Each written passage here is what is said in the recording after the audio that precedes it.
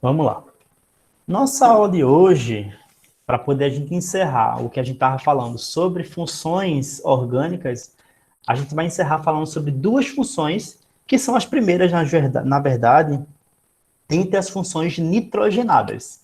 Então, hoje, para poder encerrar o ciclo de funções orgânicas, falaremos sobre as aminas e as amidas. Até o momento, a gente deu uma maior ênfase nas funções oxigenadas, porque elas têm uma notória importância dentro da química biológica como um todo, específico sobre a química de fármacos, mas também as aminas e as amidas, como representantes das funções nitrogenadas, elas têm o seu devido valor também, e a gente vai observar isso ao longo da nossa aula de hoje, certo? Então, inicialmente, por falar sobre as aminas, como eu já falei, elas são compostos nitrogenados e elas são substâncias derivadas da amônia, lá do NH3. Só que a derivação ela vai acontecer dentre esses átomos de hidrogênio da amônia. Então, esses átomos de hidrogênio, eles podem ser substituídos, ou um, ou dois, ou os três átomos de hidrogênio, eles podem ser substituídos por grupamentos alquilo ou grupamentos arila. Independente de como essa substituição ela vai dar, se por um grupo alquil ou se por um grupo aril, a gente vai considerar cada substituição dessa como uma substituição. E essas substituições dos átomos de hidrogênio da amônia para poder derivar as aminas, elas entram no sistema de classificação, igualmente falamos sobre álcools e sobre haletos.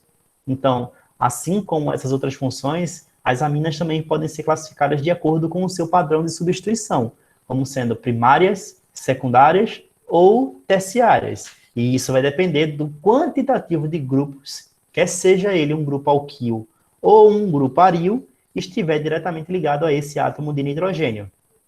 Para as funções álcool e para a função haletos orgânicos de uma maneira geral, a gente viu que essa classificação ela se dava em relação ao carbono que a gente chamou de carbono alfa, que é aquele carbono que contém um grupo funcional. Só que aqui a substituição ela não se dá em um átomo de carbono, ela se dá a partir de um esqueleto já próprio, que seria a amônia. Então, as substituições acontecerão diretamente nesse átomo de nitrogênio. Então, uma substituição de um hidrogênio por um grupo alquil ou um grupo aril rende uma amina primária.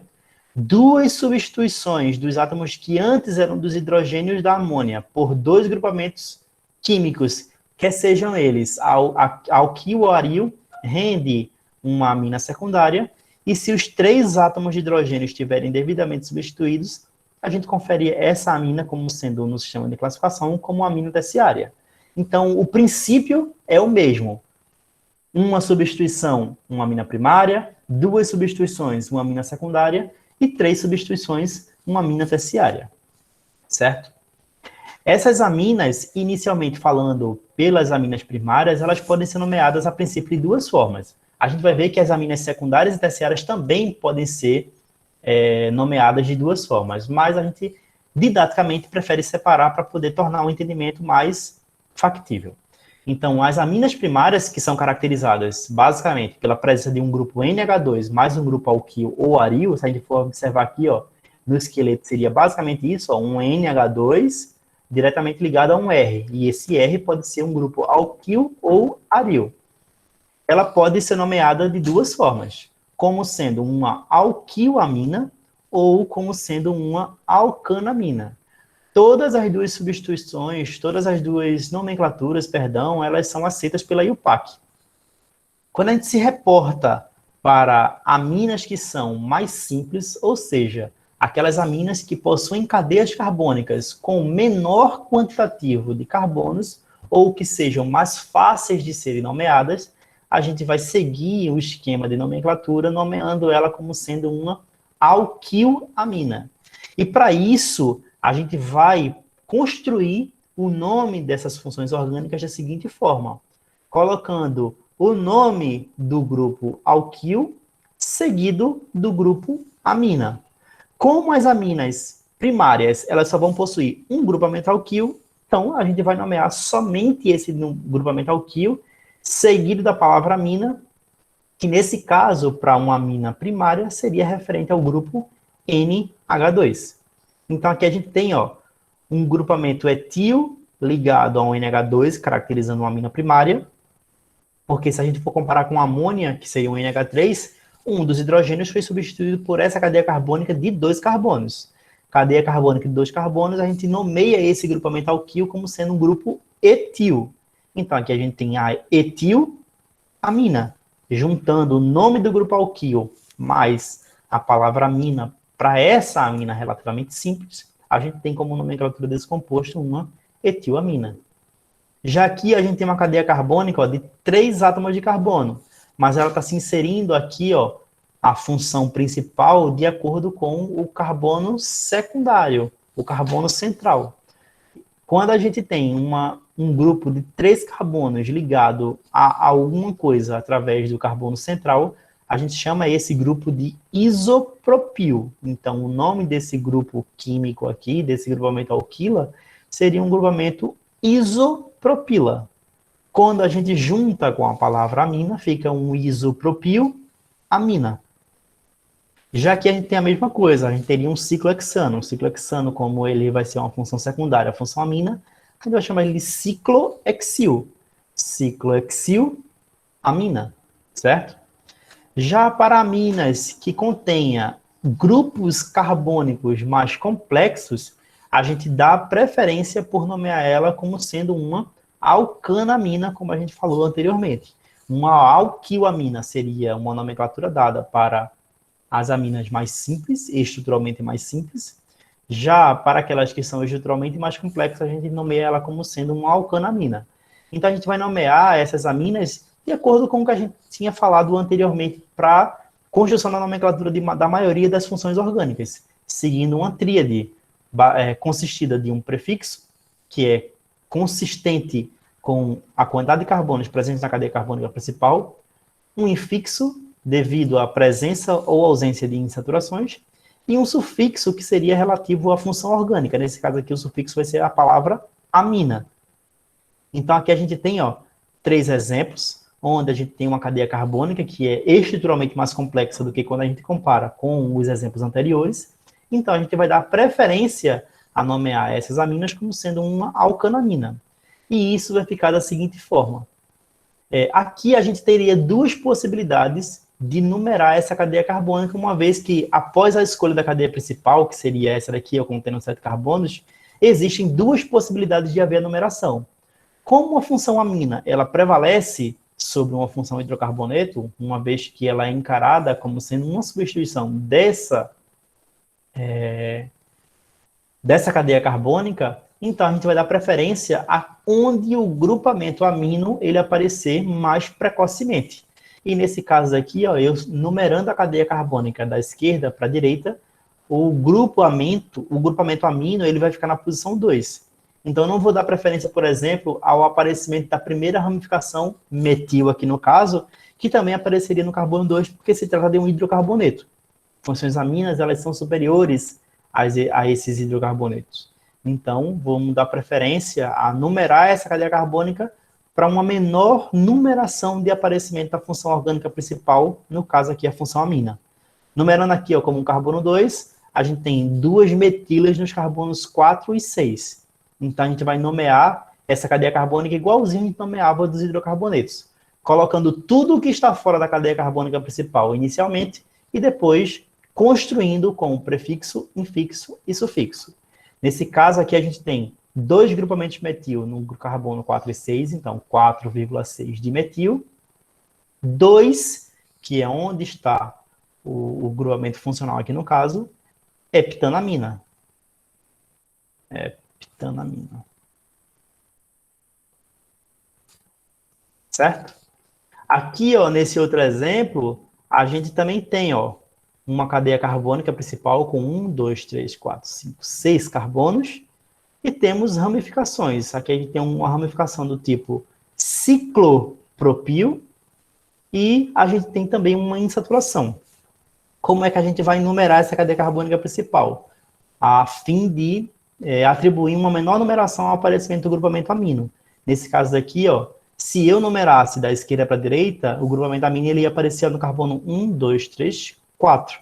Então, como a gente deve dar preferência ao aparecimento dele mais precocemente, numerando da direita para a esquerda, ele viria a aparecer aqui no carbono 3. Então, tudo vai ser agora em função, em relação à função amina.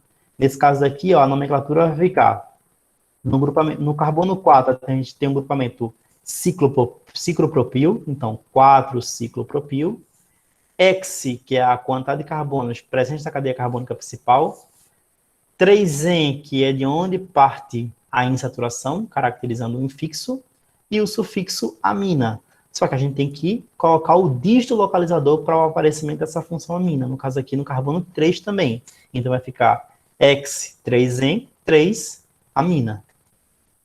E aqui, ó, da mesma forma, a gente vai ter que achar uma cadeia carbônica principal e, a partir disso, fazer a numeração. A gente tem aqui, ó, 1, 2, 3, 4, 5, 6 carbonos. 1, 2, 3, 4, 5, 6 carbonos. Opa, a gente pode entrar naquela questão que visualizamos na aula de hidrocarbonetos. Se deparar com duas possibilidades de cadeias carbônicas principais. Aqui eu tenho 1, 2, 3, 4, 5, 6 carbonos. E aqui eu tenho 1, 2, 3, 4, 5, 6 carbonos. Só que se a gente for observar, ó, quando a gente escolhe essa cadeia carbônica daqui como sendo a principal, ela tem uma ramificação do tipo isopropil. Se a gente escolhe essa cadeia carbônica daqui como sendo a principal, a gente tem duas ramificações. Uma ramificação do tipo metil e uma ramificação do tipo etil. E a gente visualizou que quando a gente esbarra nessa possibilidade de escolher duas cadeias carbônicas principais, porque ela contém a mesma quantidade de carbonos, a preferência vai ser para aquela cadeia que seja mais ramificada.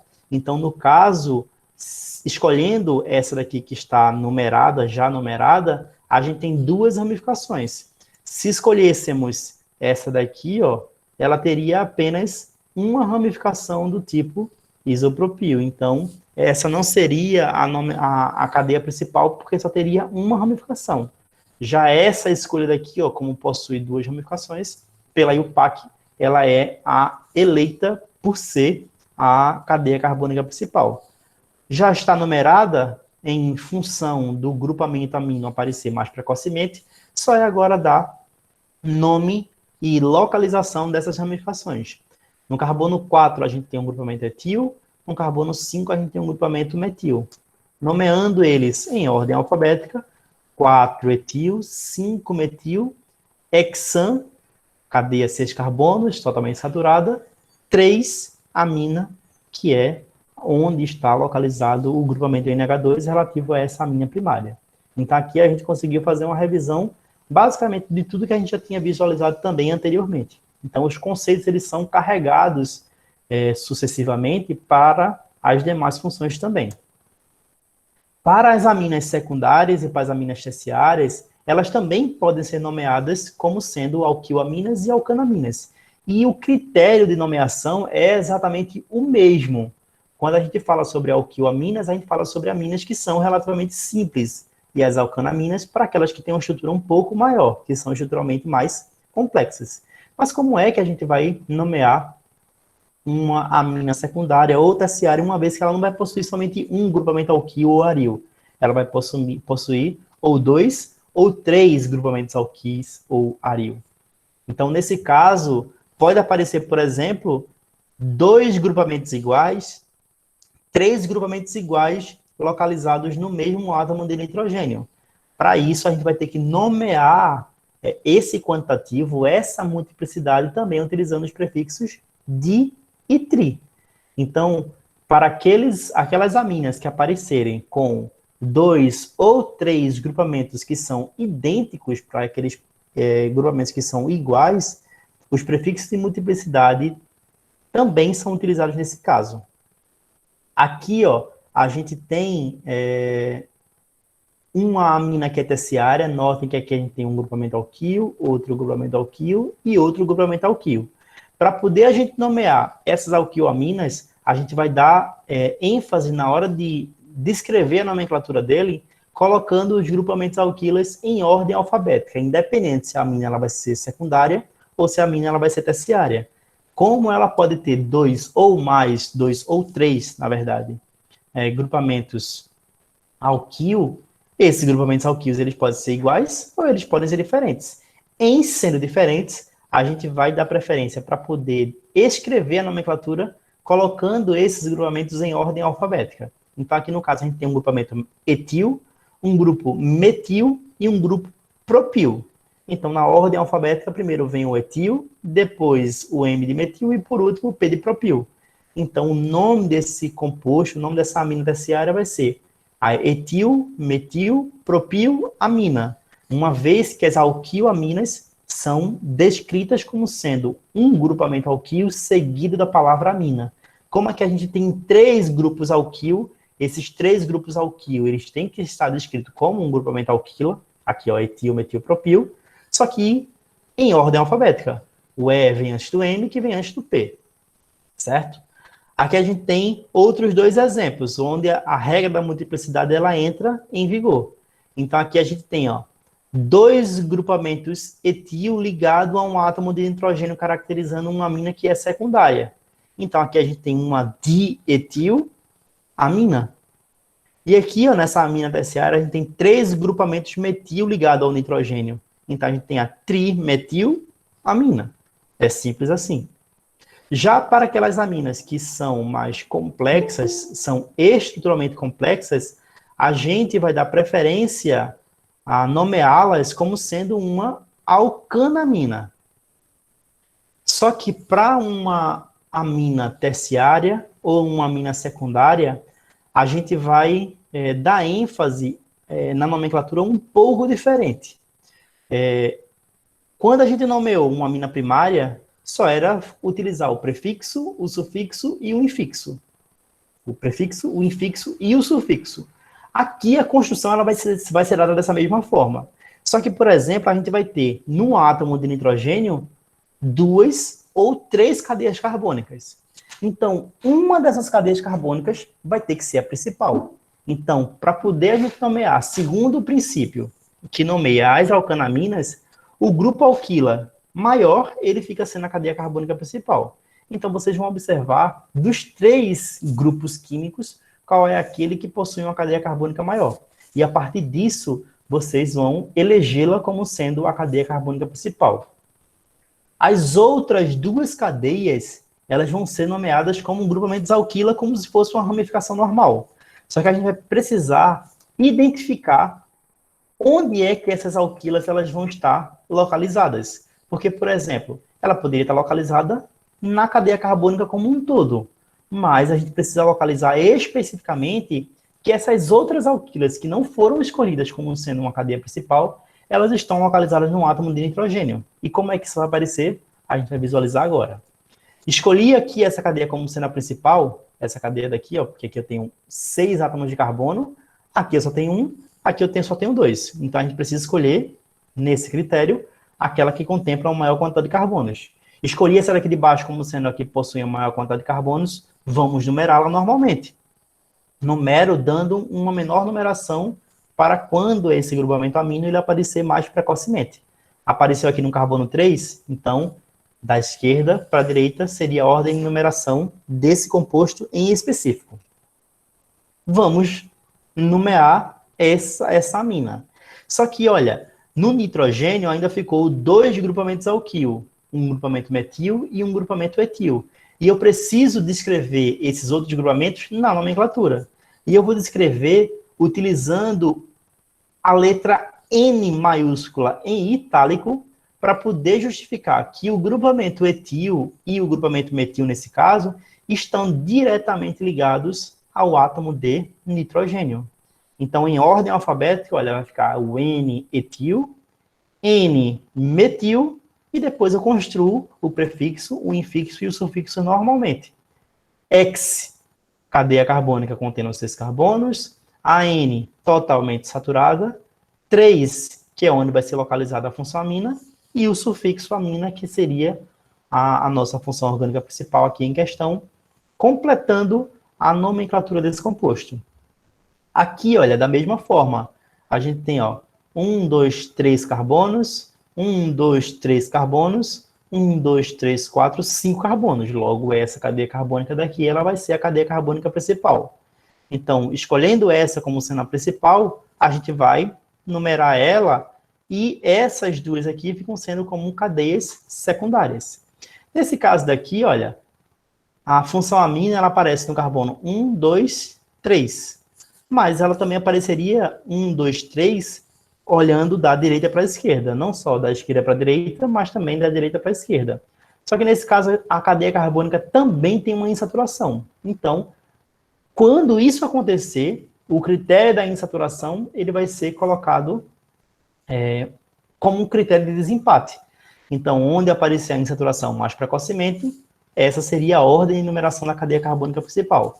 Nesse caso aqui, ó, a insaturação, se eu numerar a partir da direita, ela aparece no carbono 2. Se eu numerasse da esquerda, ela apareceria no carbono 1, 2, 3. Então, menor numeração da direita para a esquerda.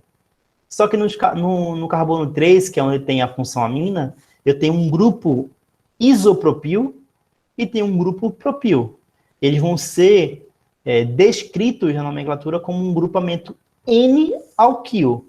Então, a gente vai ter o N-isopropil, N-propil, em ordem alfabética, uma vez que o prefixo iso, ele entra como critério de ordem alfabética. Então, N-isopropil, N-propil, pente, prefixo de 5 carbonos, 2-en, que é onde está localizada a insaturação, 3, amina, para poder completar a nomenclatura da cadeia carbônica principal.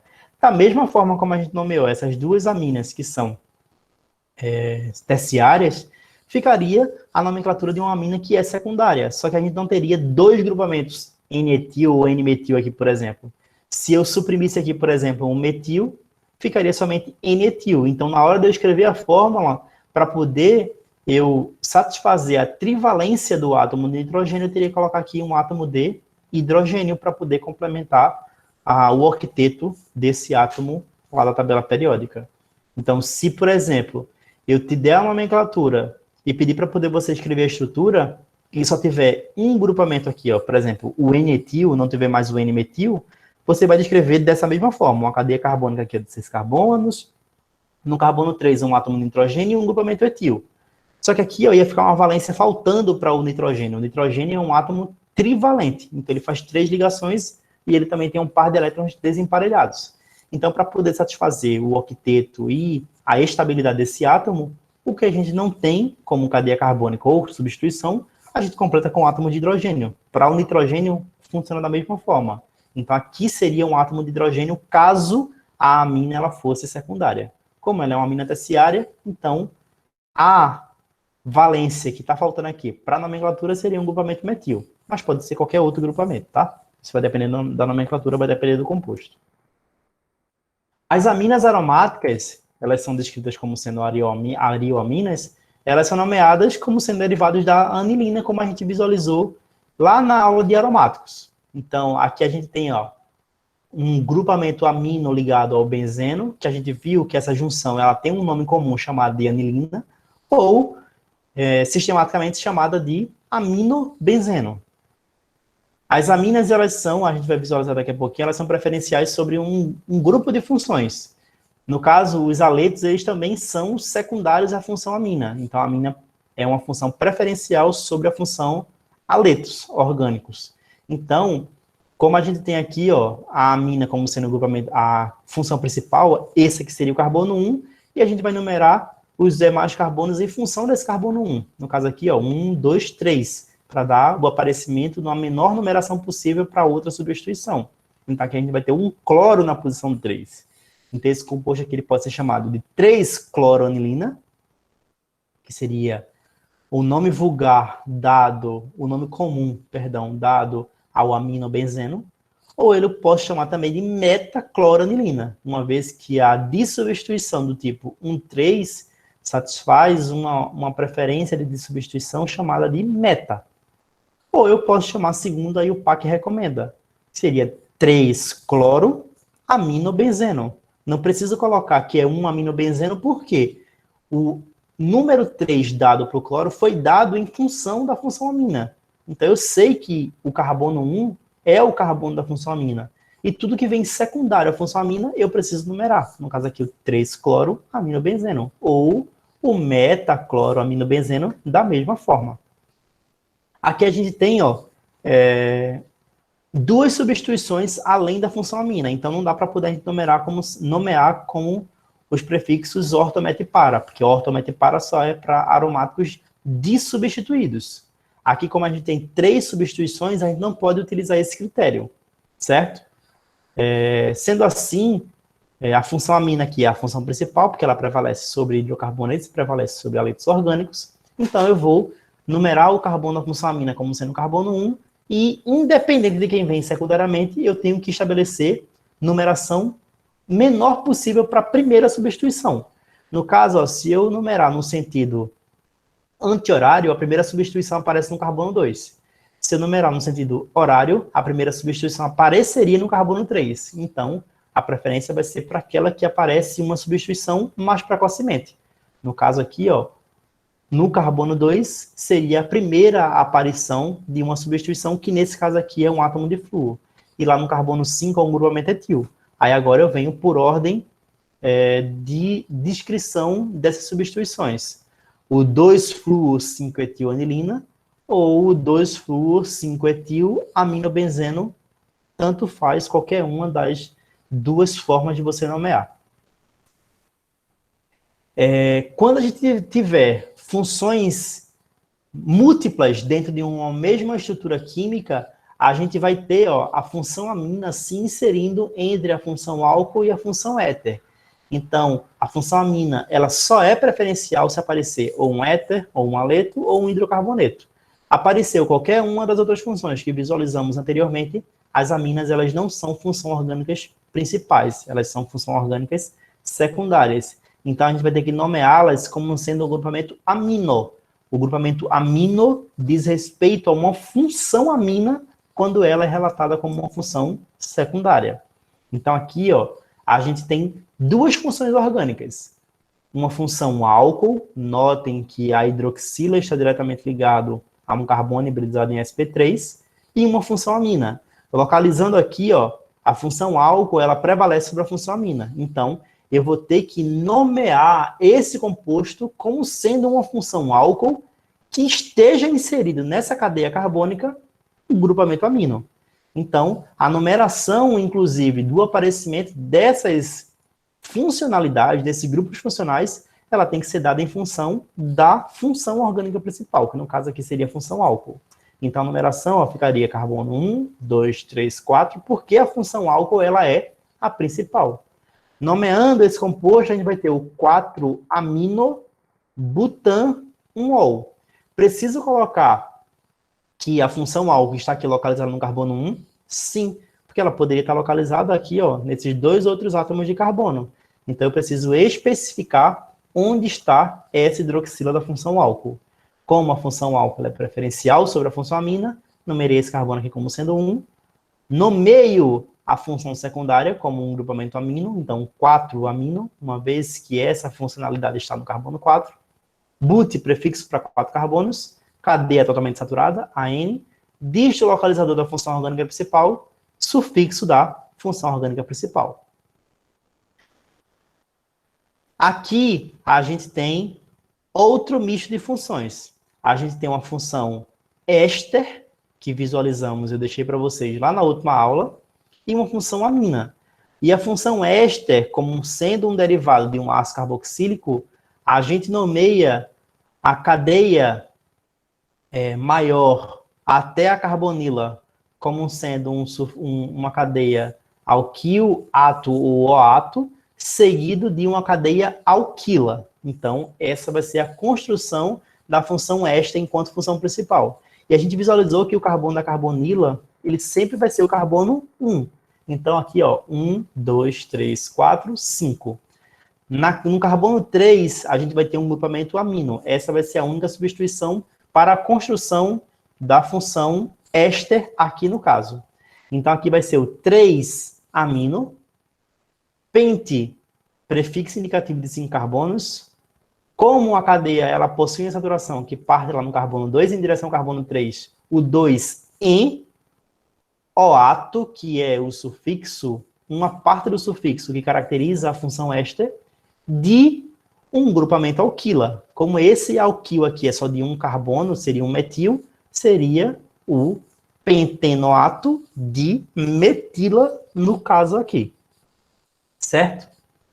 Para esse terceiro exemplo, a gente tem uma função amina, uma função éter e uma função aleto orgânico. Então, ó, o éter e o aleto orgânico, eles são secundários à função amina. Então, a amina aqui ela vai ser um grupamento, a função principal. Como aqui a amina ela é mais complexa do ponto de vista estrutural, a gente vai nomear essa amina como sendo uma alcanamina. Então, numerando inicialmente essa cadeia para o aparecimento da primeira substituição mais próxima do grupamento amina, a gente tem aqui ó, como sendo esse carbono, como sendo 1, 2, 3, 4. Aqui a gente tem uma amina secundária, olha, e essa amina secundária está ligado a um grupamento de um carbono e um grupamento de 4 carbonos. Nesse grupamento de 4 carbonos, a gente tem substituições. Então, essa daqui vai ser o carbono 1 da cadeia principal, 2, 3, 4. Só é nomear agora. Um grupamento éter, como função principal, a gente chama ele de um grupamento alcox. Como aqui a gente tem somente um carbono, seria um grupamento metox. E o aleto a gente nomeia pelo próprio nome do átomo de halogênio. Então aqui vai ficar o 2-cloro, pela ordem alfabética, 1-metox, N-metil, 1-butanamina. Notem que para essa amina aqui, ó, que é uma amina secundária, eu só coloquei o N-metil 1-butanamina. Butanamina seria uma cadeia carbônica maior, aqui no caso, e a cadeia carbônica menor de um único carbono. Para completar a trivalência, do nitrogênio, um átomo de hidrogênio, tá aqui, ó, o NH, certo? Já aqui, ó, nesse composto, a gente tem, ó, uma função aldeído, uma função ácido carboxílico e uma função amina. Observando aqui, ó, o ácido carboxílico, ele é preferencial sobre a função aldeído e também sobre a função amina. O ácido carboxílico ele é preferencial sobre todas as outras funções orgânicas que a gente vai visualizar até o momento. Certo? Então, o nome desse composto aqui vai ter que ser dado em função do ácido carboxílico, inclusive a numeração. Se esse aqui é o carbono 1, eu tenho duas possibilidades de achar quem seria o carbono 2. Ou girando no sentido horário, ou girando no sentido anti-horário. Se eu giro no sentido horário, a primeira substituição aparece no carbono. 1, 2, 3, 4, 5. Se eu giro no sentido anti-horário, a primeira substituição aparece no carbono 2. E é essa a ordem de numeração desse ciclo. Como é um ciclo que contém 3 substituintes, não dá para poder nomeá-lo segundo os critérios de Orton, Meta e Para. Aquilo ali só é para aromáticos que são dissubstituídos. No caso aqui, a gente tem um grupamento aldeído diretamente ligado a um núcleo aromático. Quando esse grupamento aldeído estiver diretamente ligado a um ciclo, aqui no caso um ciclo aromático, a gente viu que ele recebe uma nomenclatura específica, que seria um grupamento formil ou formila, ou metanoil ou metanoíla. E aqui, ó, a gente tem uma função amina, onde essa amina seria uma amina trissubstituída, ou seja, uma amina terciária. E eu tenho aqui, ó, 2 substituições do tipo metil. Então, aqui a gente tem um NN-dimetil, ou simplesmente um dimetilamino. O NN, aqui, como eu citei, ele é colocado quando a amina ela for uma função principal. Se a amina ela for uma função secundária, eu simplesmente nomeio isso aqui como sendo o grupamento dimetilamino. Então, nesse ácido daqui, o que seria o ácido benzoico, a gente já visualizou isso também lá na aula de ácidos carboxílicos, quando a função ácido estiver ligado ao benzeno, ele é chamado de ácido benzoico, um grupamento de metilamino no carbono 2 e um grupamento formil no carbono 3. Só é descrever isso aqui agora. Eu tenho o ácido, 2-dimetilamino, 3-formil, benzoico. E assim está construída a nomenclatura dessas aminas. Dentro das funções aminas, a gente tem um parênteses que são feitos para os compostos heterocíclicos, onde as aminas heterocíclicas elas fazem parte de uma gama de substâncias, tanto de origem natural, quanto de origem natural do tipo vegetal, digamos assim, quanto da nossa constituição enquanto seres humanos. Se vocês forem observar a estrutura dos aminoácidos, várias estruturas que vocês estão visualizando aqui, ó, vários núcleos heterocíclicos como esse que estão aparecendo aqui, eles serão visualizados, certo? Então, depois, por curiosidade, aqueles que tiverem curiosidade, só é observar a estrutura desses compostos presentes em, por exemplo, neurotransmissores ou aminoácidos. Além disso, vocês vão ter uma disciplina mais na frente, que seria a farmacognosia, onde vocês vão estudar um grupo de metabólitos secundários chamados de alcaloides. E esses alcaloides, eles serão dados as suas nomenclaturas, as suas subclassificações, em função das estruturas nitrogenadas que vão aparecer nesse grupo de metabólitos secundários dentro dos alcaloides. Então, vocês vão encontrar alcaloides indólicos, alcaloides piperidínicos, alcaloides piridínicos, e isso vai ser muito em função desses núcleos heterocíclicos nitrogenados que aqui estão representados. Uma substância, ela é classificada como sendo uma substância heterocíclica quando eu tiver um ciclo que seja saturado ou não, aromático ou não, um ciclo que contenha um heteroátomo. Então, para as aminas heterocíclicas, esse heteroátomo ou esses heteroátomos, ele vai ser o átomo de nitrogênio. Então, aqui, ó, para poder a gente construir a nomenclatura desses compostos heterocíclicos, a gente vai utilizar um prefixo que indica a modificação de um carbono por um nitrogênio como sendo heteroátomo, como sendo um prefixo asa. Toda vez que vocês encontrarem asa ou azo, isso quer dizer que vocês vão estar encontrando um nitrogênio como sendo um heteroátomo, certo? Então, se tiver somente um nitrogênio, asa. Se tiver 2 nitrogênios, diasa. Se tiver 3 nitrogênios, triasa. E assim, por conseguinte. Vai existir, por exemplo, uma substância química chamada de tetrazol. Então, você sabe que dentro de um ciclo vai ter 4 átomos de nitrogênio, certo? Então, de uma maneira geral, a gente pode atribuir a esses compostos heterocíclicos nomenclaturas que são vulgares, que são as mais conhecidas. Vocês dificilmente vão ver os nomes IUPAC relacionados a esses compostos heterocíclicos. A grande maioria das vezes que eles são relacionados, inclusive pela própria IUPAC, é como sendo pela nomenclatura auxiliar, que é como eles são muito mais conhecidos. Então, olha, se vocês observarem um ciclo de 5 membros aromático nitrogenado, esse núcleo ele vai ser chamado de pirrol. Mas se eu quiser dar a nomenclatura sistemática dele, a nomenclatura IUPAC, aqui a gente tem um ciclopentadieno. Eu tenho aqui, se não tivesse um átomo de nitrogênio aqui, se fosse um átomo de carbono, aqui eu teria um ciclopentadieno, onde eu teria 2 insaturações dentro desse ciclo alternadamente. Como dentro de um heterocíclico, dentro de um composto heterocíclico, sempre o heteroátomo ele vai ser o carbono 1, ou a posição 1, aqui eu teria no nitrogênio a posição 1, e esses carbonos aqui como sendo 2 e como sendo o carbono 4. Então seria o 1-asa, ciclopenta 2,4-dieno. Aqui a gente tem esse mesmo ciclopentadieno, só que com 2 átomos de nitrogênio nas posições 1 e 2. Então ele vai ser o 1,2 diasa ciclopenta 2,4-dieno, ou também chamado de pirrazol. Quando esses 2 nitrogênios estiverem localizados no carbono 1 e 3, ele vai ser chamado de imidazol. E a mesma nomenclatura vai ser dada para o pirrazol, só que você vai ter que localizar os nitrogênios nas posições mais corretas. Aqui, a gente tem um núcleo que seria chamado de indeno se fosse um composto hidrocarboneto. Seria uma nomenclatura própria que a IUPAC ela já determinou.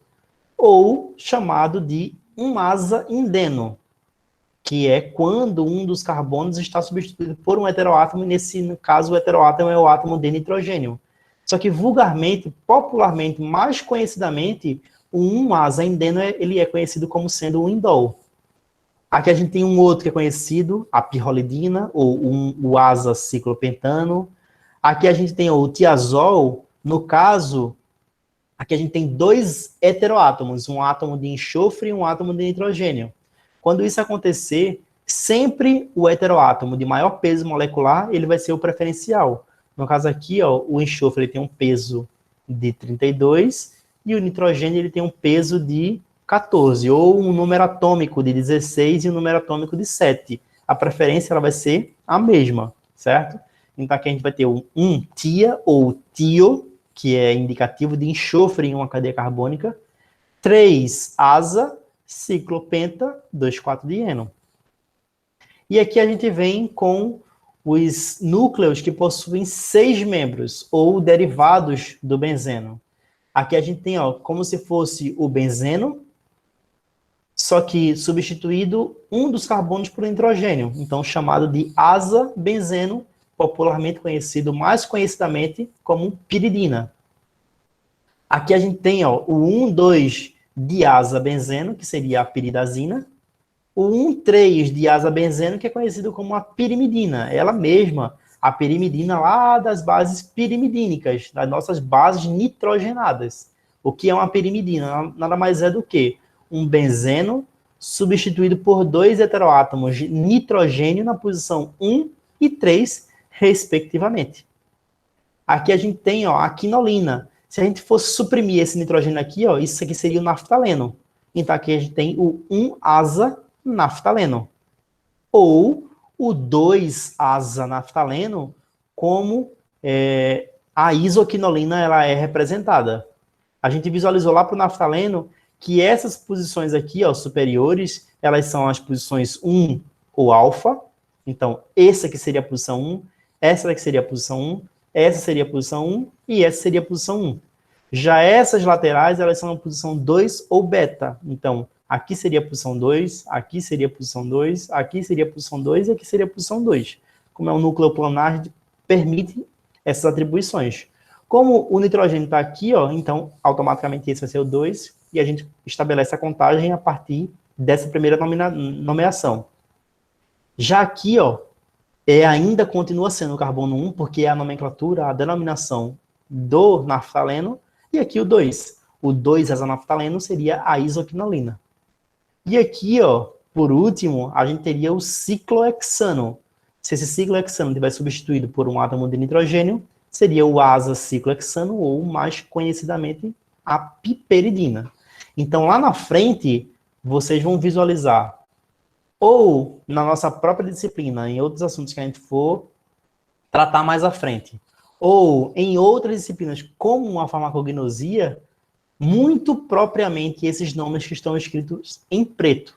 Então, saibam, tenham ideia do como construir a nomenclatura e o PAC desses compostos.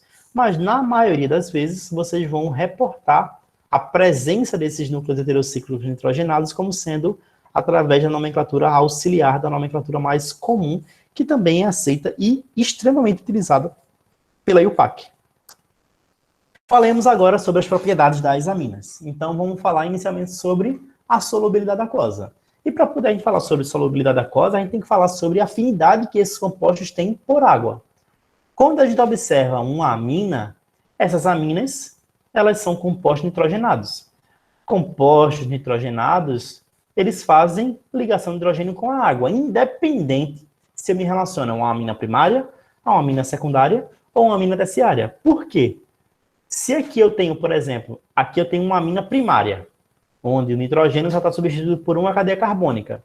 No entanto, se eu tivesse aqui, ó, 2 ou 3 cadeias carbônicas, o nitrogênio funcionaria como uma espécie que é a aceptora de ligação de hidrogênio. Então, a água ela poderia estar aqui, ó, interagindo com o nitrogênio da mesma forma. É óbvio que em uma menor extensão. Mas as aminas elas possuem a sua solubilidade aquosa muito semelhante à dos álcools, devido ao fato deles conseguirem fazer essa força intermolecular, que seria a ligação de hidrogênio com a água. Isso, a essa semelhança, a gente se refere especificamente agora às aminas que são primárias. As aminas secundárias e terciárias, elas não têm a solubilidade aquosa muito semelhante a uma função álcool, mas, mesmo assim, elas ainda continuam sendo solúveis em água. Só que essa solubilidade aquosa, ela se dá para aminas que são estruturalmente mais simples. Aí aqui a gente tem, ó, dois exemplos, a etilamina e a octilamina. E a gente visualiza que, basicamente, a diferença entre elas duas é em relação à quantidade de carbonos que essa cadeia carbônica da amina ela vai contemplar. Aqui a gente tem 2 e aqui a gente tem 8. É estimado que, para essas aminas primárias, aminas com até 5 átomos de carbono sejam solúveis em água. As que são superiores a essa quantidade de carbonos, ela já possui a sua solubilidade aquosa que é reduzida. Então, a etilamina ela é solúvel em água, porque ela possui menos do que 5 carbonos, e a octilamina, como ela possui mais, ela não é apreciavelmente solúvel em água nessas condições. E isso é justificável pela força intermolecular que está aqui predominando dentro da cadeia carbônica, que seria as forças de Van der Waals ou de polo induzido, que são característicos de compostos insolúveis, compostos apolares. Então, a gente fica que quanto maior a cadeia carbônica, menor vai ser essa solubilidade aquosa das aminas, porque vai ter uma prevalência dessas forças apolares, as forças de Van der Waals ou as forças do tipo dipolo induzido. Quanto menor a cadeia carbônica, essas forças elas são menos pronunciadas. Então, a força do tipo ligação de hidrogênio ela fica mais evidente. Se ela fica mais evidente, quer dizer que a água consegue solvatar mais eficientemente, possuindo uma solubilidade aquosa que é aceitável. Em relação aos pontos de ebulição dessas aminas, a gente encontra também uma justificativa dentro dessas forças intermoleculares. As aminas primárias e secundárias, elas podem fazer ligações de hidrogênios intermoleculares, ou seja, devido ao fato que elas têm 2 ou um átomo de hidrogênio ligado ao seu átomo de nitrogênio, elas podem estar lá unindo-se entre si através de forças do tipo de ligação de hidrogênio. No entanto, de uma maneira geral, para poder inserir as aminas dentro do contexto de outras funções, quando a gente compara ela com alcanos e álcoois, a gente vê que elas possuem postos de ebulição que são intermediários a esses alcanos e a esses álcoois. As aminas elas têm pontos de ebulição maiores do que os hidrocarbonetos e menores do que os álcoois devido à intensidade que uma hidroxila ela tem de fazer ligação de hidrogênio muito maior do que um grupamento amino ele tem. O átomo de oxigênio é um átomo mais eletronegativo do que o átomo de nitrogênio. Como ele é mais eletronegativo, a polarização ela é mais intensa e, consequentemente, os polos eles são formados mais intensamente. Se os polos eles são mais intensos, a atração ela é mais intensa. Por isso que álcoois eles possuem uma maior atração entre si, através de ligação de hidrogênio, o que rende um maior ponto de ebulição comparado com as aminas. Quando comparado com hidrocarbonetos, isso aí não tem nem comparação, né? Como aqui a força intermolecular já difere do que a gente encontra nas aminas, a ligação de hidrogênio é prevalente sobre uma dipolo induzido ou força de Van der Waals. Logo, o propano ele vai possuir um menor ponto de ebulição quando comparado a essas aminas. Já se a gente fala entre aminas, só que agora variando a classificação dessas aminas, aqui a gente tem uma amina primária, uma amina secundária e uma amina terciária. Notem que todas as aminas, olha, são isoméricas entre si, ó. 1, 2, 3 carbonos, 1, 2, 3 carbonos, 1, 2, 3 carbonos. Então, eu consigo comparar perfeitamente o que estaria acontecendo aqui como ponto de desempate para esse ponto de ebulição. Aqui, uma amina primária, ela consegue fazer ligação de hidrogênio entre si. Uma amina secundária também consegue fazer ligação de hidrogênio entre si, só que ela só tem um ponto doador de ligação de hidrogênio. Aqui a gente tem, ó, 2 átomos doadores de ligação de hidrogênio. E aqui a gente não tem nenhum. Logo, a força de ligação de hidrogênio numa amina primária é muito maior, porque ela consegue fazer mais ligações de hidrogênio do que uma amina que é primária, e que é maior do que uma amina terciária, uma amina secundária, perdão, que é maior do que uma amina terciária.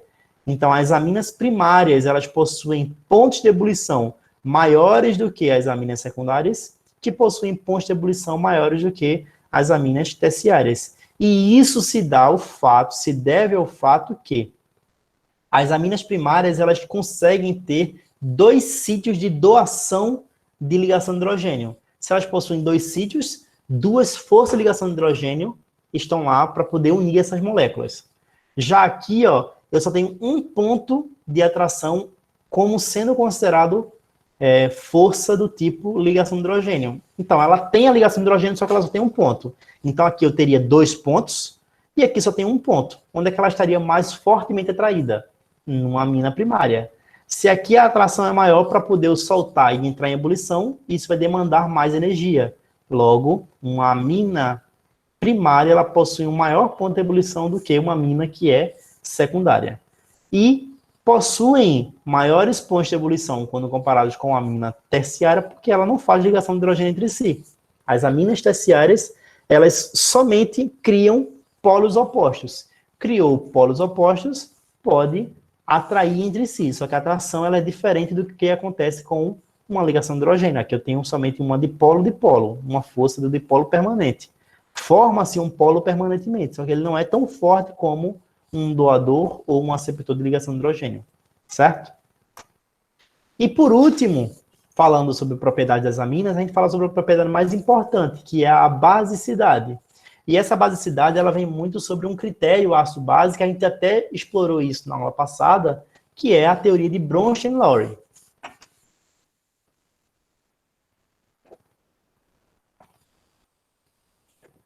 Um ácido de Bronsted-Lowry seria uma substância que doa prótons facilmente. Então, para poder uma substância doar prótons facilmente, ele precisa ter um hidrogênio que a gente chama de hidrogênio lábil. E esse hidrogênio lábil é uma substância que o átomo de hidrogênio está localizado diretamente ligado a um átomo que seria muito eletronegativo. Já uma base para Bronsted-Lowry é uma substância que aceita prótons. Para poder ela aceitar prótons, ela vai ter que ter ou um par de elétrons livres, um par de elétrons não compartilhado, ou um excesso eletrônico, que seria também a aparência de par de elétrons livres, só que elétrons em excesso. As aminas, elas, quando em comparação com os álcools e os éteres, elas apresentam uma maior basicidade. Tanto é que quando a gente visualizou a função álcool, a gente funcionalizou ele como sendo uma substância que seria fracamente básica, mas reportamos ele basicamente como sendo uma substância mais ácida do que básica. Então, as aminas, elas possuem uma maior basicidade quando eu comparo com os álcools, e isso se dá muito em relação à eletronegatividade. Esse fator basicidade se dá em relação à sua eletronegatividade, no caso, a eletronegatividade do átomo de nitrogênio e a eletronegatividade do átomo de oxigênio. Qual dos dois átomos é mais eletronegativo, o nitrogênio ou o oxigênio?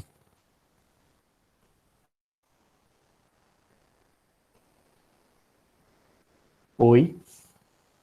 Quem é mais eletronegativo, o oxigênio ou o nitrogênio?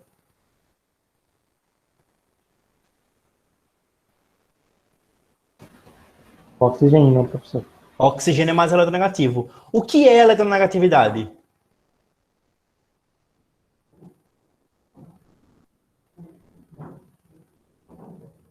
Essa propriedade periódica diz respeito a quê? A uma capacidade de atrair elétrons. Atrair elétrons. Se o oxigênio é mais eletronegativo, quando a gente observa a estrutura de Lewis do oxigênio, quando a gente observa essa estrutura de Lewis aqui do oxigênio, ele tem aqui, ó, 1, 2, 3, 4, 5, 6, que são os seus elétrons de valência. Vamos considerar esse par daqui. Já que a gente está falando sobre a basicidade da teoria Bronsted-Lowry, vamos considerar esses pares aqui. Como o oxigênio ele é mais eletronegativo, ele está atraindo mais os elétrons, já que é isso que quer dizer eletronegatividade. No nitrogênio, ele também possui a sua eletronegatividade, só que em comparação com o oxigênio, ele é menos eletronegativo. Logo, esse par de elétrons não está tão atraído pelo átomo de nitrogênio quando em comparação com o oxigênio. Uma base de Bronsted-Lowry seria aquela substância que aceita prótons facilmente. Mas para poder aceitar prótons, ele precisa capturar esse próton. E quem captura é o par de elétrons. Para poder o par de elétrons capturar o próton, ele precisa estar disponível. Se um átomo ele é muito eletronegativo, esse par de elétrons aqui está muito disponível?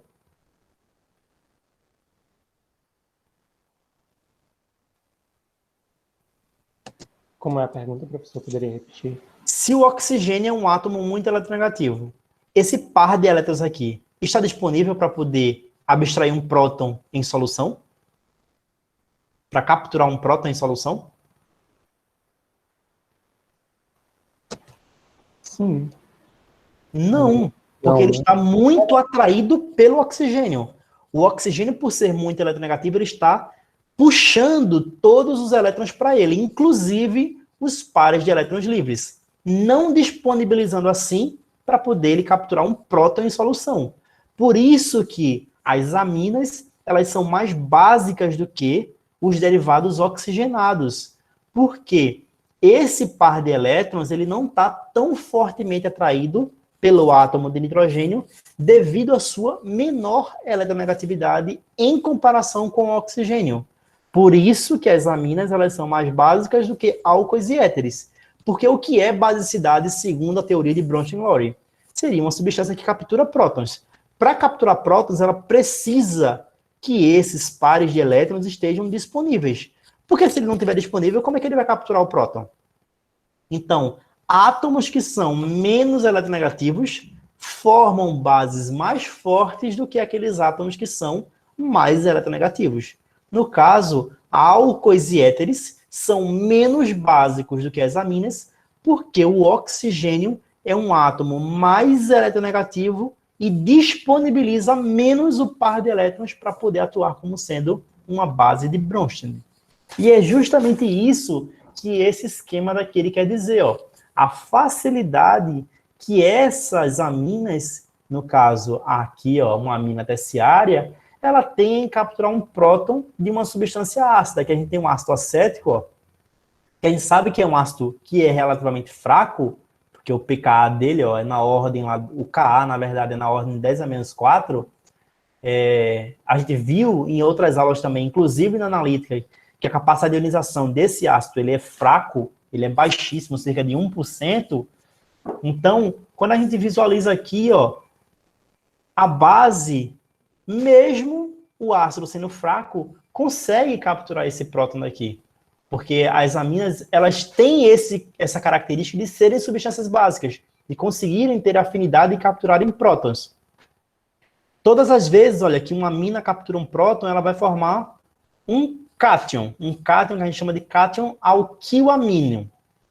Aqui no caso, ó, se a gente for observar, essa substância catiônica ela é formada com uma carga positiva, porque o nitrogênio, em sendo um elemento da família 5A, ele tem que ter 5 elétrons de valência, tá? Aqui, ó, 1, 2, 3, 4, 5. Quando o par ele forma uma ligação com o hidrogênio, ele não tem mais um par que somente é do nitrogênio. Ele agora tem somente um elétron, porque um está compartilhado. Então, só do nitrogênio a gente vai ter 1, 2, 3, 4 elétrons. Um átomo que é para ter 5 elétrons de valência, só tem 4, ele tem uma deficiência de um elétron. Tá aqui, ó, a deficiência formada. O cátion gerado. E para o ácido, a base conjugada que seria um ânion carboxilato. Notem que uma reação química, a gente já falou lá no início das aulas de orgânica e também da aula de química analítica, que para uma reação química acontecer, a gente tem que formar ou um precipitado, algo que seja mais insolúvel, ou um ácido, uma base mais fraca, ou a liberação de um vapor, ou a mudança de coloração. Qualquer característica do ponto de vista físico-químico indica que uma reação química está acontecendo, que é o processo que é favorável. Aqui no caso, olha, eu tenho como bases a trietilamina e o ânion carboxilato. Como ácidos, eu tenho o ácido acético e o cátion formado a partir da trietilamina. Quando a gente observa o pKa dessas duas substâncias, o pKa ó, do ácido acético é de 4,76, já é um dado, e o cátion formado a partir da trietilamina, ele tem um pKa de 10,76. E a gente visualizou nas aulas passadas e também lá na aula de Química Analítica que quanto maior o valor do pKa, menor o valor do Ka. Se menor é o Ka, quer dizer que menor é a acidez. Se isso daqui é pouco ácido, quer dizer que isso aqui é muito básico. Então, confirma a teoria que temos que as aminas elas são substâncias que são conhecidamente básicas. Porque se aqui eu formo um ácido que é um ácido relativamente fraco, o Ka aqui está na ordem de 10 a menos 10, se formou um ácido muito fraco, quer dizer que a base ela é relativamente forte. Então, quando a gente compara aqui, ó, o cátion da base que é formado em relação ao ácido acético, ele é na ordem ó, de 1 milhão de vezes mais fraco do que o próprio ácido acético. Se a gente fosse transformar isso aqui em potência de 10, em valores de Ka, eu teria aqui ó, 10 a menos 4. Vamos considerar aqui que o Ka fosse 4. Se o Ka é 4, quer dizer que eu tenho que a concentração de H+, seria de 10 a menos 4. Já aqui, ó, se o Ka ele é de 10,76, então eu tenho uma ordem aqui de 10 a menos 10. 10 a menos 10 para 10 a menos 4, eu tenho uma ordem de 10 a menos 6, ou seja, 1 em 1 milhão. Quer dizer que o ácido acético é 1 milhão de vezes mais ácido do que o cátion que é formado a partir da protonação da base em questão. E isso quer dizer também ó, que a amina ela vai existir quase que completamente na sua forma protonada, o que justifica a alta basicidade das aminas. Uma a cada 1 milhão de aminas vai estar na forma neutra, porque é justamente essa diferença daqui ó, que esse esquema reacional está dizendo. Vai formar, a partir dessa protonação do ácido acético, algo que é 1 milhão de vezes menos ácido do que o ácido acético. Então, quer dizer que a cada 1 milhão de moléculas protonadas, eu vou ter uma que não vai estar protonada, uma que vai estar na sua forma neutra. Porque o processo, ó, o equilíbrio, ele é muito mais favorável para protonação do que para desprotonação. Porque aqui eu formo ácidos que são mais fracos. Se o ácido é fraco, quer dizer que a base é forte, então a reação só vai acontecer no sentido direto. Em outras palavras, já que a gente vai mensurar a basicidade a partir do pKa e não a partir do pKb, quando a gente estiver falando sobre uma base fraca, bases fracas são aquelas que possuem baixos valores de pKa. Já bases fortes são aquelas que vão possuir altos valores de pKa. Por quê? Quanto maior o pKa, maior é a acidez. Se maior é a acidez, menor vai ser a basicidade. Então, se eu falo sobre baixos valores de pKa, quer dizer que o Ka é muito alto. Se o Ka é muito alto, quer dizer que o ácido é muito forte. Se o ácido é forte, a base é fraca. Já se eu falo sobre altos valores de pKa, quer dizer que o Ka é baixo. Se o Ka é baixo, quer dizer que a acidez é baixa. Se a acidez é baixa, quer dizer que a basicidade é alta. Então, na maioria das vezes, é mais comum que a gente trate a basicidade dessas aminas como o seu valor do antilog da constante de dissociação de um ácido. Então, é mais próprio que a gente veja a basicidade em termos de pKa do que de pKb, que não é algo muito utilizado dentro das químicas analíticas de um modo geral. Então, para relacionar ou basicidade ou acidez, sempre a gente vai utilizar o pKa. Como aqui o pKa, para justificar a basicidade, ele tem esse critério de diferença, quando vocês observarem altíssimos valores de pKa, quer dizer que a base ela é muito forte, porque o ácido ele é fraco. Já se vocês estiverem relacionando baixos valores de pKa em comparação, quer dizer que a base ela é fraca, porque o ácido ele vai ser muito forte, certo? Então, como é que a gente consegue construir isso a partir desses efeitos? Quando a gente compara, ó, a maioria dos íons alquilamínio, que seria o cátion formado a partir da protonação da base, eles são menos ácidos do que o íon amônio. Ou seja, se eles são menos ácidos, quer dizer que eles são muito mais básicos do que a própria amônia. Então, a substituição por uma cadeia carbônica, quer seja de um grupamento alquil ou de um grupamento ario na estrutura da amônia, conduz a um aumento da basicidade. Então, aqui a gente tem, ó, duas aminas primárias, em comparação com a amônia. A amônia aqui, ó, protonou, formou o cátion amônio. E aqui a gente tem, ó, a metilamina e tem a etilamina. Todas elas protonadas, formando seus cátions respectivos. Notem que o pKa desse ácido formado é 9,26, já com o grupamento metil substituído, 10,64, com o grupamento etil substituído, a gente tem um aumento de 10,75. Nesse sentido aqui, ó, está aumentando o pKa. Quanto maior o pKa, menor é o Ka, ou seja, menor é a acidez. Se ele é pouco ácido, quer dizer que a base que deu origem a esse cátion, ela é mais forte.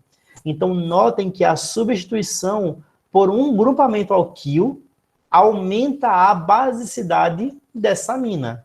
E o que é que pode justificar, o que é que pode entrar em critério para poder tentar nortear o motivo pelo qual essas aminas substituídas por um grupo alquila, elas são mais básicas. O grupo doador de elétrons. Um grupo alquil, ele funciona como sendo um grupo doador de nuvem eletrônica, o que a gente chama de efeito indutivo positivo, e quanto mais forte for esse efeito, mais estável vai estar esse átomo de nitrogênio, porque o nitrogênio aqui ele está positivo. Se ele está positivo, ele está muito mais eletronegativo. Então, esses prótons aqui, eles são prótons ácidos. Mas um grupo alquil, nesse caso aqui, ó, está doando nuvem eletrônica. E essa doação de nuvem eletrônica aqui, ó, ela tem a função de amenizar essa deficiência de elétrons que o nitrogênio está observando. Se ele está estabilizando esse cátion, quer dizer que ele está tornando ele mais fraco. A gente visualizou que estabilização consiste em, no caso aqui, para a basicidade, ou no caso aqui, a acidez, já que a gente está falando sobre um cátion, então a gente está falando sobre ele ser ácido, está diminuindo a sua acidez. Se essa acidez está diminuindo, quer dizer que a base conjugada ela está ficando mais forte. Então, quanto mais pronunciado for esse efeito de estabilizar o cátion da base, quer dizer que mais forte vai ser a base. Um grupamento metil, ó, ele tem um efeito indutivo de uma cadeia carbônica. Já um grupamento etil, ele tem um efeito indutivo de 2 átomos de carbono. Ou seja, ele é muito mais pronunciado. 2 átomos de carbono empurram mais nuvem eletrônica do que apenas um átomo de carbono. Notem que isso causa um ligeiro aumento em relação à basicidade quando eu comparo a etilamina, que possui um pKa de 10,35, da metilamina, que possui um pKa de 10,64. Então, quanto mais pronunciado for esse efeito indutivo, mais básico vai ser essa amina. Então, aqui a gente viu que se eu tenho mais grupamentos alquil, mais básica é a amina. Nem sempre vai ser assim. Quando a gente observa a teoria da prática, o experimental, ele nos revela que uma amina secundária ela é mais básica do que uma amina primária, que é mais básica do que uma amina terciária, que são mais básicas do que a amônia. Independente do padrão de substituição, todas elas vão ser mais básicas do que a amônia. Só que era da gente esperar que, como uma amina terciária possui mais grupamentos alquil, ele possui mais efeito indutivo, e isso estabilizaria mais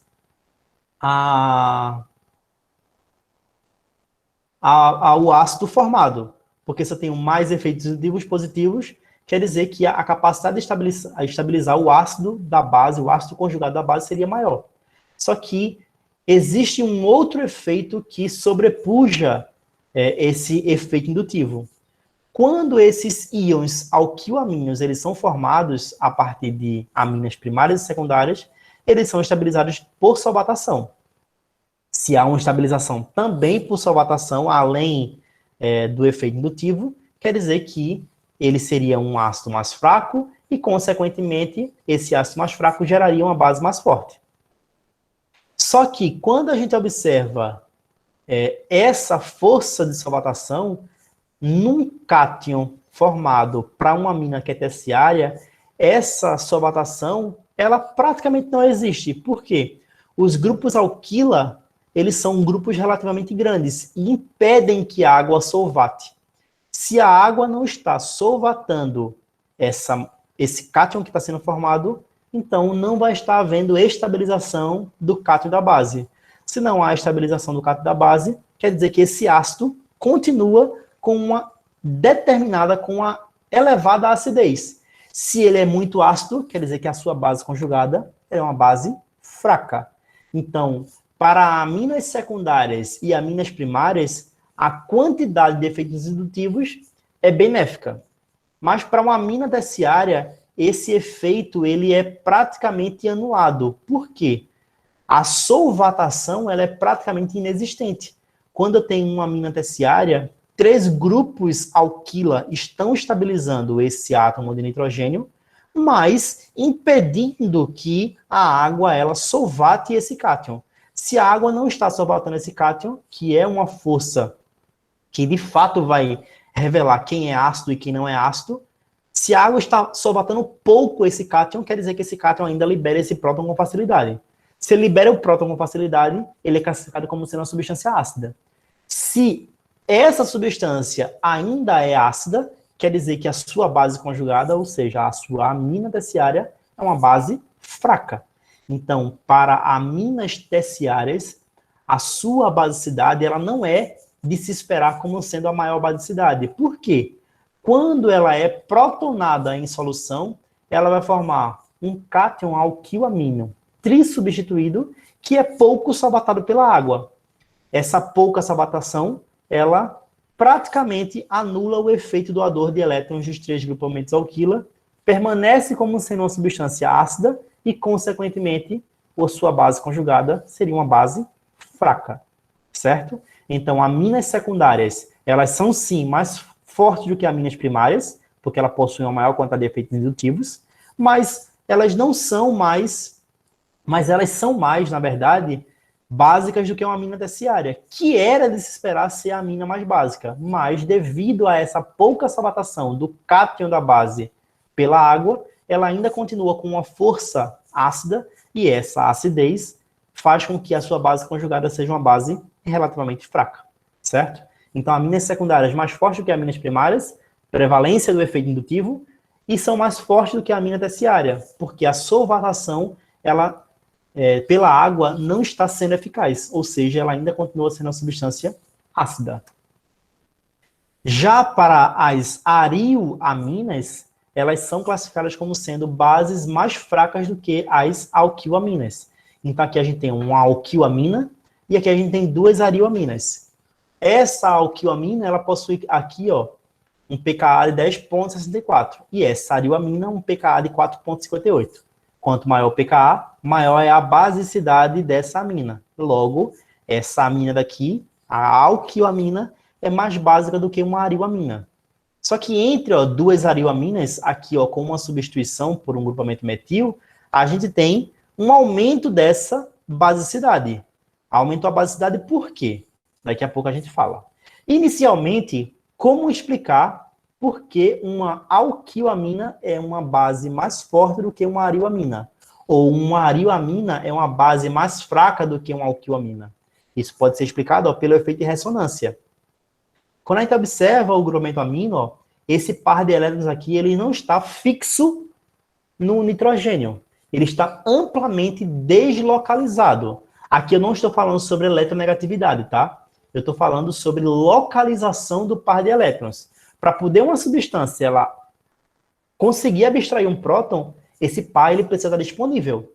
E a deslocalização, ela diminui a disponibilidade desse par de elétrons para poder funcionar como uma base. Tá aqui, ó. O par de elétrons do nitrogênio, ele está amplamente deslocalizado ao entorno desse ciclo, desse núcleo aromático, como a gente pode ver aqui nessas formas canônicas de ressonância. O par de elétrons forma uma dupla ligação com esse carbono. Para poder não exceder a quantidade de valência desse carbono, a ligação dupla quebra e os elétrons são localizados nesse carbono adjacente.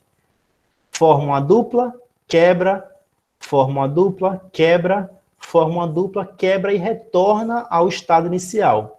Depois vocês olhem aqui atentamente essas quebras, essas formações de ligações, para poder vocês evidenciarem por que está formando uma carga negativa, certo? Então, notem que esse par de elétrons aqui, ó, ele não está localizado no átomo de nitrogênio. Se ele não está localizado, quer dizer que o efeito de ressonância, o efeito de deslocalização do par de elétrons, diminui a sua basicidade. A estabilização promovida por esse efeito de ressonância, quanto maior a deslocalização do par de elétrons, menor vai ser a basicidade, porque uma substância ela é considerada como sendo básica devido à capacidade que ela tem de capturar um par de elétrons, um próton em solução, perdão. Se esse par de elétrons ele não está disponível, quer dizer que a base ela é fraca. Por isso que as arioaminas elas são bases mais fracas do que as alquiloaminas. Só que esse efeito, ele pode, esse efeito de basicidade, ele pode ser modificado dependendo do grupo que estiver localizado nessa arioamina. Por exemplo, grupamentos retiradores de elétrons, como o grupamento nitro, o grupamento ciano e o grupamento cloro, eles tendem, olha, a diminuir a basicidade dessa amina. Já grupos doadores de elétrons, como o grupamento metil e o grupamento amino, eles tendem a aumentar essa basicidade em comparação com a própria arioamina. Notem que aqui, ó, esse X seria o hidrogênio, então seria a própria anilina. Já quando ele é substituído por um grupamento metil, há um aumento. Então aqui a gente fala sobre grupamentos doadores de elétrons. Já pelo grupamento nitro, há uma diminuição. Então ele é considerado como sendo um grupamento retirador de elétrons. E isso diz respeito a formas canônicas de ressonância. Quando a gente falou na aula passada sobre ácidos carboxílicos, a gente visualizou que um grupamento retirador de elétrons, ele diminui a densidade eletrônica do anel. O que é que a amina está fazendo aqui? Ela está doando elétrons para o anel porque ele é um grupamento ativador. Então, os elétrons estão entrando em ressonância com o anel. Os elétrons da amina estão entrando em ressonância com o anel. Se eu tenho aqui localizado um grupo que puxa esses elétrons, não é mais fácil que o par de elétrons ainda esteja menos disponível para poder realizar o ataque? Então, grupos desativadores ou grupos retiradores de elétrons vão diminuir a basicidade da amina. Contrariamente, se aqui eu tenho um grupamento que empurra elétrons para o anel, isso vai aumentar a densidade eletrônica no nitrogênio, o par de elétrons vai ficar muito mais reativo e isso vai aumentar a basicidade da amina. Como tarefinha de casa, eu quero que vocês façam, a partir das formas canônicas que a gente visualizou lá na aula passada para ácidos carboxílicos, para poder justificar a acidez, vocês apliquem a essas aminas para poder tentar entender também como é que funciona a basicidade. Um grupo retirador vai estar deslocalizando os elétrons no sentido dele, então vai estar diminuindo a quantidade de elétrons no nitrogênio, consequentemente diminuindo a basicidade. Já um grupo doador vai estar doando elétrons para o anel e, consequentemente, enriquecendo a nuvem eletrônica aqui no nitrogênio. Consequentemente, se o nitrogênio está muito rico em elétrons, ele vai ficar muito básico. Se ele é muito básico, ele captura um próton mais facilmente. Logo, grupo doadores de elétrons aumentam a basicidade da amina e grupos retiradores de elétrons diminuem a basicidade dessa amina. E aqui a gente tem, só para poder encerrar, porque falamos sobre aminas heterocíclicas. As aminas heterocíclicas não aromáticas, elas têm uma basicidade que são equivalentes às aminas acíclicas. Então aqui a gente tem a piperidina, a pirrolidina e a dietilamina. Então notem que o pKa delas é muito parecido, 11.20, 11.11 e 10.98. Então aqui, ó, as aminas heterocíclicas não aromáticas, elas possuem um pKa, uma basicidade muito semelhante à das alquilaminas correspondentes. Já as aminas aromáticas heterocíclicas, elas são muito mais fracas do que as não aromáticas. Então, quando a gente compara, por exemplo, ó, a dietilamina com a piperidina ou com o pirrol, a gente visualiza que as aminas não aromáticas, que são praticamente a mesma coisa, em comparação com as aromáticas, elas tendem a ter um menor valor de pKa. E o que é que vem a justificar isso? Quando a gente fala de uma amina aromática, o par de elétrons aqui vai estar envolvido na ressonância. Se está envolvido na ressonância, quer dizer que a deslocalização do par de elétrons vai ser grande. Quanto maior a deslocalização, maior é a estabilização do ácido conjugado. Se o ácido conjugado está muito estável, quer dizer que a base ela é fraca, certo? Então, as aminas heterocíclicas aromáticas, elas são muito mais fracas do que aquelas que são não aromáticas. E com isso, terminamos as aminas. Vamos agora, para poder concluir a aula de hoje, dá tempo da gente falar sobre as amidas. As amidas, elas são estruturas derivadas dos ácidos carboxílicos, assim como os éteres também são. Só que a gente visualizou que uma função éster, a gente tinha a carbonila ligado a uma hidroxila para caracterizar um ácido carboxílico, e a substituição dessa hidroxila por um grupamento alcoxil geraria uma amida. Já que a substituição do grupamento hidroxila do ácido carboxílico vai ser por um grupamento amino. Então aqui a gente vai ter um grupo que eu nomeei de NR2, onde esse R daqui eles podem ser 2 hidrogênios, um hidrogênio em uma cadeia carbônica, ou 2 cadeias carbônicas.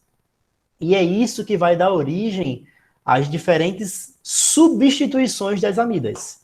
Se aqui for um grupamento NH2, eu falo de uma amida não substituída. Já se eu falo de um NRH ou NHR, quer dizer que um dos hidrogênios foi substituído por um grupamento alquil ou um grupamento aril. Então, isso vai caracterizar uma amida N substituída. É como se fosse uma amida monossubstituída. Já se os 2 hidrogênios estiverem substituídos por 2 cadeias carbônicas ou 2 grupamentos arila, a gente vai passar a chamar essa amida de NN dissubstituída. Então, essas são as classificações de uma amida. Uma amida não substituída, uma amida N substituída e uma amida NN dissubstituída. As amidas que não têm substituinte no nitrogênio, elas são nomeadas retirando a palavra ácido e trocando o sufixo ico ou oico lá do ácido carboxílico pela palavra amida. Então, a formação da nomenclatura ela é muito semelhante a uma nomenclatura do éster. Só que lá um éster é dividido em 2 partes, mas há a retirada da palavra ácido e a troca do sufixo do ácido pelo que caracteriza a função. No caso aqui, para caracterizar a função amida, o sufixo é a própria palavra amida. Já quando a gente tiver amidas que são N substituídas ou NN substituídas, a nomenclatura ela vai ser dada desses grupamentos alquila precedido por N se for monossubstituída ou NN se for dissubstituída e em ordem alfabética, certo? Então a gente vai nomear esses grupamentos alquila N-alquil, N-alquil ou NN dialquil, de acordo com a ordem alfabética no qual esses grupos químicos eles vêm a aparecer. Exemplos. Aqui, se eu substituísse aqui, como se aqui fosse um OH, seria o ácido etanóico, o ácido de 2 carbonos. Retirando a palavra ácido, retirando o sufixo óico, vai ficar etan. Etan, completando com o sufixo amida, caracterizando essa função amida, etanamida. É assim que uma amida sem substituição no átomo de nitrogênio, ela é nomeada. Aí aqui a gente tem um outro exemplo também. Se eu tivesse aqui uma hidroxila, seria o ácido benzoico. Então, retirando a palavra ácido, retirando o sufixo óico, ficaria bens. Acrescentando o sufixo amida, ficaria benzamida. Já esses 3 exemplos aqui, olha, eu tenho 3 exemplos que caracterizam amidas substituídas. Aqui eu teria uma amida NN dissubstituída, aqui uma amida NN dissubstituída e aqui uma amida N substituída. Porque ela só tem uma substituição no nitrogênio. A outra aqui, ó, permanece livre com um átomo de hidrogênio. Vamos começar a nomenclatura por essa. Se eu substituísse tudo isso aqui, ó, por um OH, seria também um ácido etanóico. Então, retirando a palavra ácido, retirando o sufixo oico, ficaria etanamida. Só que a nomenclatura, quando eu me refiro a uma amida substituída, ela tem que preceder com a substituição que está localizado lá no átomo de nitrogênio. No caso aqui vai ser o N-etil-etanamida. E a mesma sequência lógica a gente utiliza para amidas que são NN dissubstituídas. Aqui eu tenho, ó, se aqui fosse um OH, um ácido etanóico também. Retirando a palavra ácido, retirando o sufixo oico, ficaria etanamida. Só que no nitrogênio eu tenho duas substituições por dois grupamentos metil. Como é o mesmo grupamento, então eu coloco NN dimetil etanamida.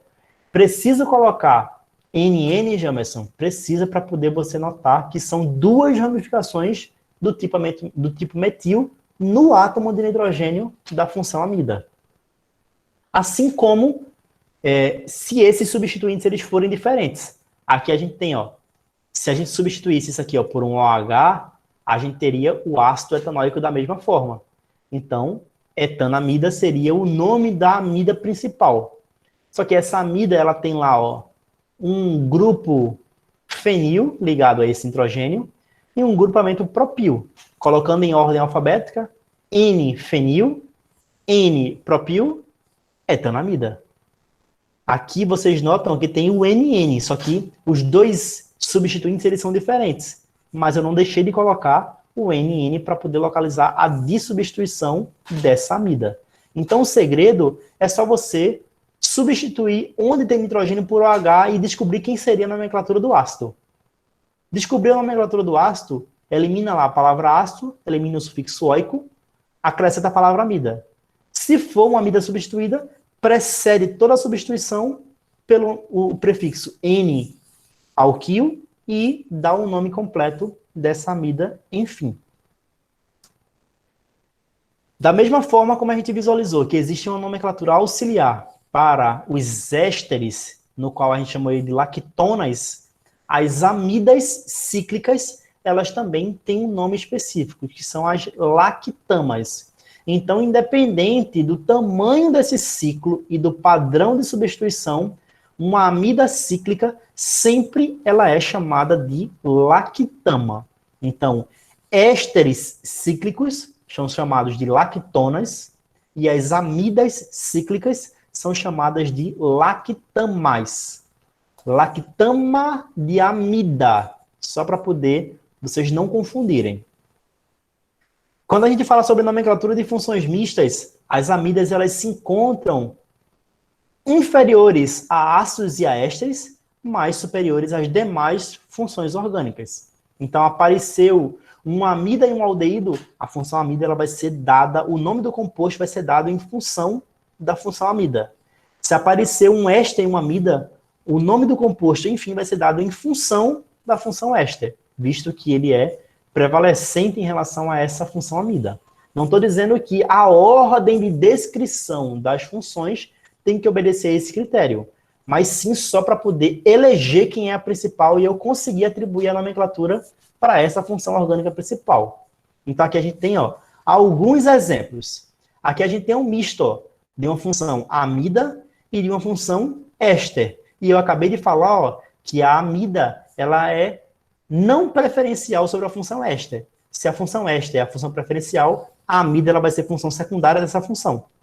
Então eu vou numerar e nomear em função do éster.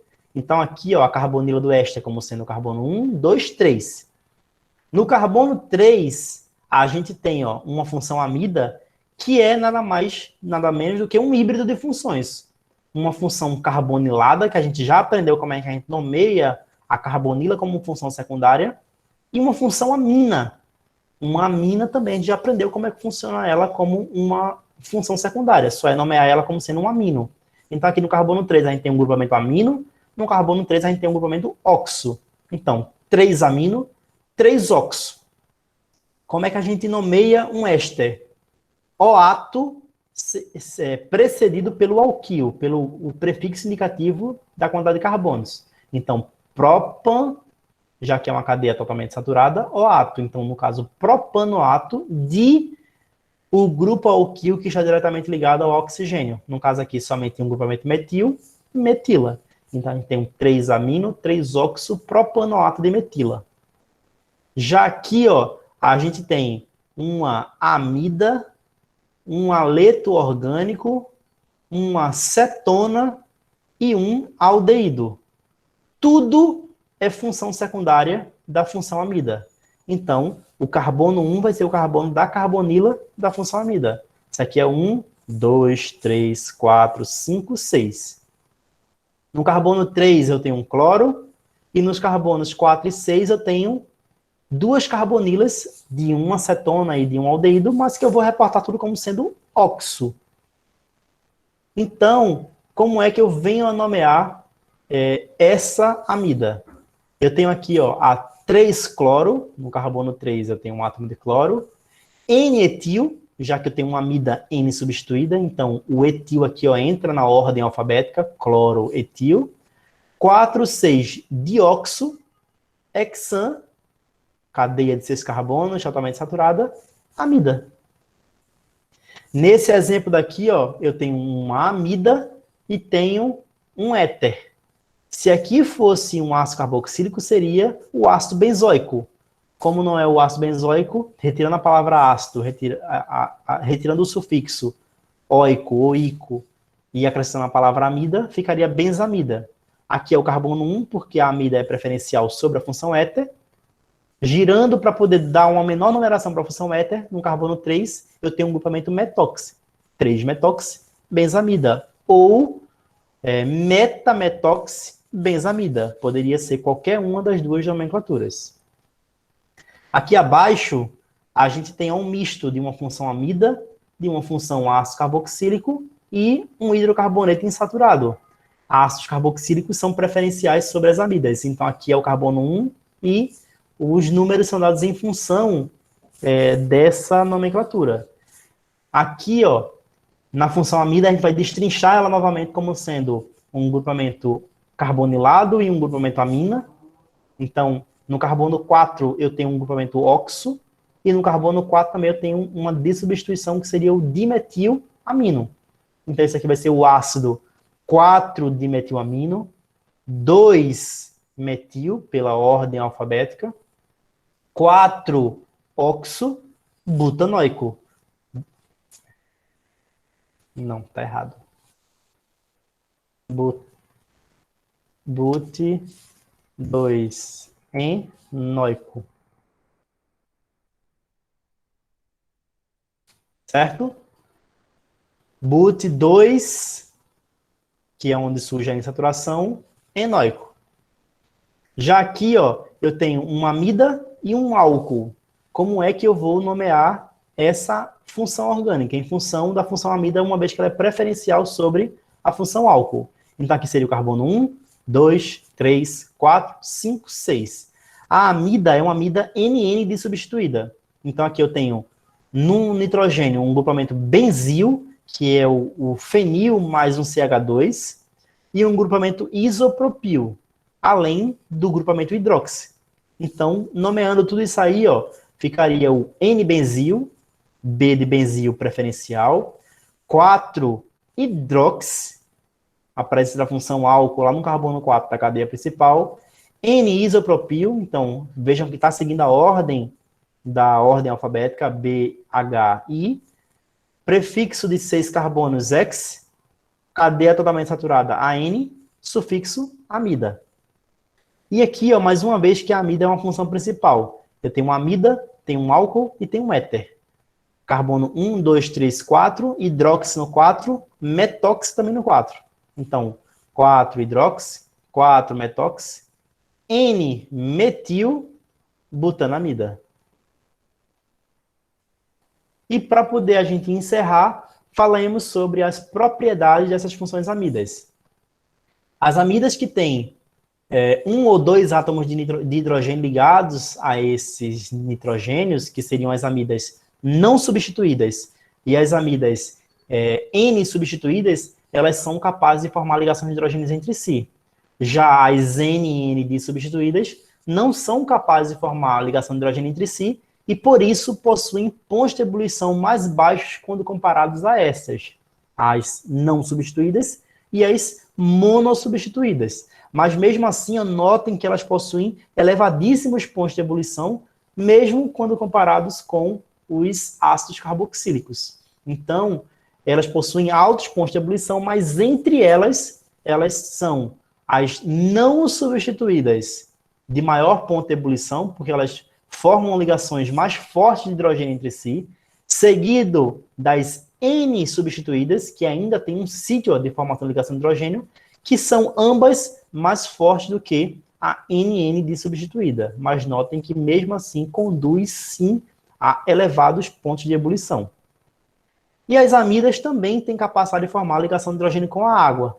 Só que essa capacidade ela vai diferenciar também devido a como essas ligações de hidrogênio serão feitas. Aqui, ó, todas vão conseguir fazer ligação de hidrogênio com a água. Só que as amidas não substituídas e as N substituídas, elas conseguem se comportarem como doador e aceptor de ligação de hidrogênio com a água. Já as amidas NN dissubstituídas, elas só conseguem se comportar como sendo aceptores de ligação de hidrogênio. Então, a água, ela solvata menos uma amida NN, que solvata menos uma amida N, que solvata mais uma amida não substituída. Então, o padrão de solubilidade aquosa dessas amidas segue esse critério aqui, ó. Uma não substituída, ela é mais solúvel em água do que uma amida N substituída, que é mais solúvel em água do que a NN dissubstituída. E para poder a gente estabelecer esses critérios, só é observar quantas ligações de hidrogênio cada uma vai estar fazendo com a água. E uma outra coisa seria a basicidade. Quando a gente compara a basicidade das amidas com as aminas, que são os padrões de comparação nitrogenados, a gente visualiza que as amidas elas são muito menos básicas do que as aminas, e até mesmo do que as arioaminas. E isso se deve ao motivo quando a gente observa as formas canônicas de ressonância. Quando esse par de elétrons aqui está deslocalizado, eu deslocalizo para poder formar uma dupla ligação entre o nitrogênio e o carbono.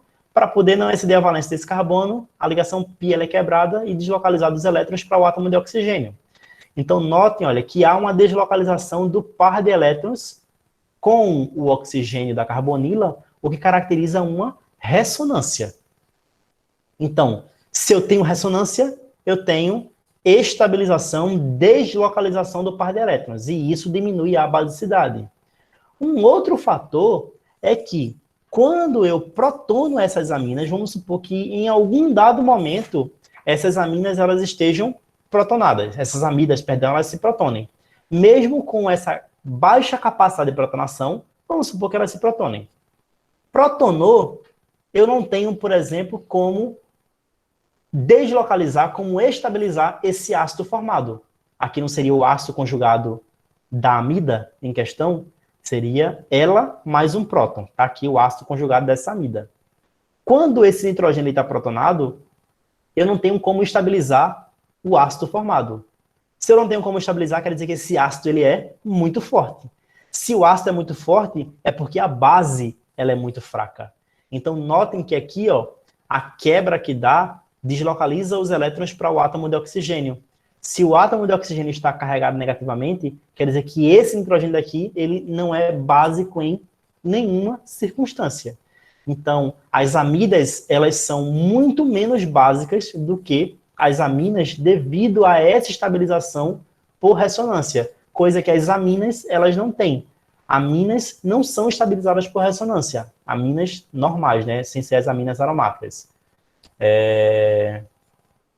Já aqui nas amidas existe essa ressonância e quando eventualmente exista uma protonação, o ácido ele é muito forte. Então o ácido forte ele desloca o equilíbrio para a formação de mais base, ou seja, a base é fraca.